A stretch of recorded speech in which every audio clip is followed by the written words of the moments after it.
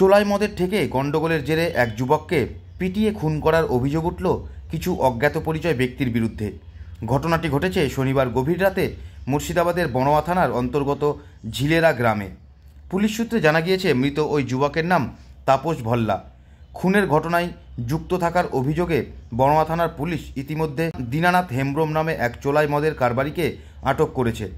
Police ইতিমধ্যে দেহটি উদ্ধার করে ময়নাতদন্তের জন্য কান্দি হাসপাতালে পাঠিয়েছে। মৃত ওই যুবকের বোন অনিতা ভল্লা বলেন, ঝিলেরা গ্রামে আদিবাসী পাড়ায় বাড়িতে বাড়িতে চোলাই মদ তৈরি হয়। আমার ভাই গতকালকে দীনানাথ হেমব্রম নামে এক ব্যক্তির বাড়িতে চোলাই মদ খেতে গিয়েছিল।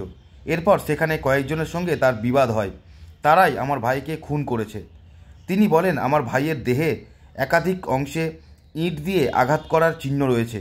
আমাদের ধারণা তাকে শ্বাসরোধ করে খুন করার পর পিটিয়ে মারা হয়েছে। আমরা দোষীদের কঠোর শাস্তির দাবি জানাচ্ছি।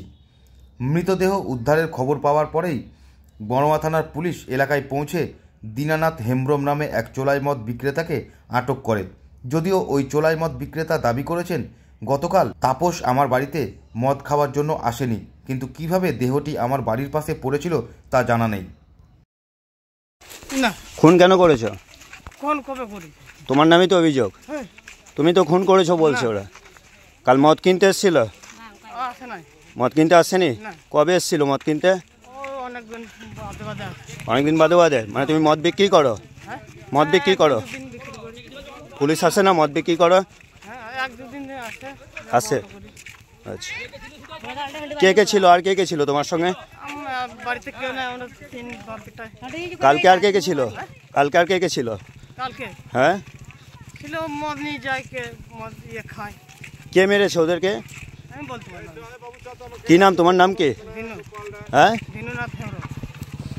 রাত্রে এখানে প্রত্যেকটা বাড়িতে মদ বিক্রি হয়।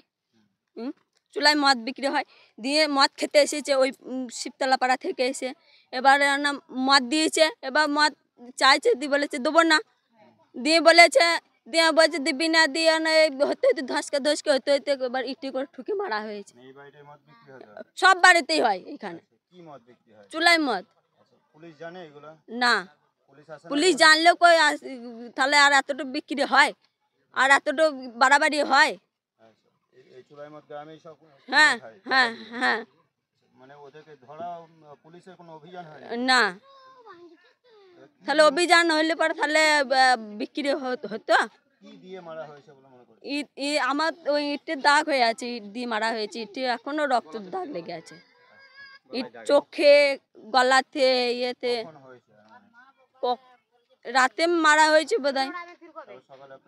হ্যাঁ হ্যাঁ হ্যাঁ, দেহটা ওইখানে, ওই খেরের ওইখানটায় এমনি সাতপাত দিয়ে চোখটা এমনি রক্ত বেরিয়ে আছে, তারপর নাক দিয়ে রক্ত পড়েছে, মুখ দিয়ে রক্ত বেড়েছে, তারপর গলাতে ইয়ে হয়েছে, দাগ হয়ে আছে।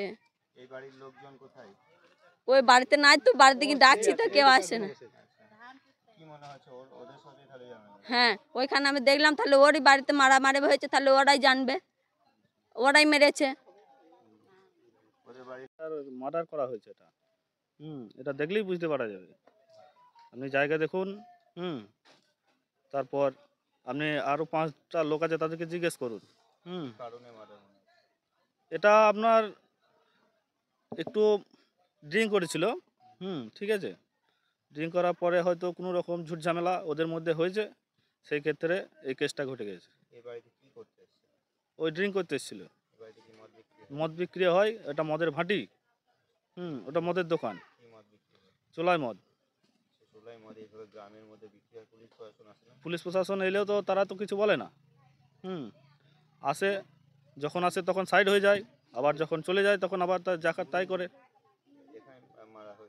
এখানেই মারা হয়েছে।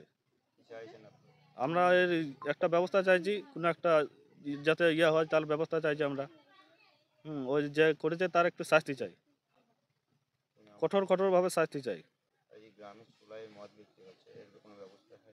এর কোনো ব্যবস্থা পুলিশ প্রশাসন না করলে কে করবে? গ্রামের লোকে কি করবে?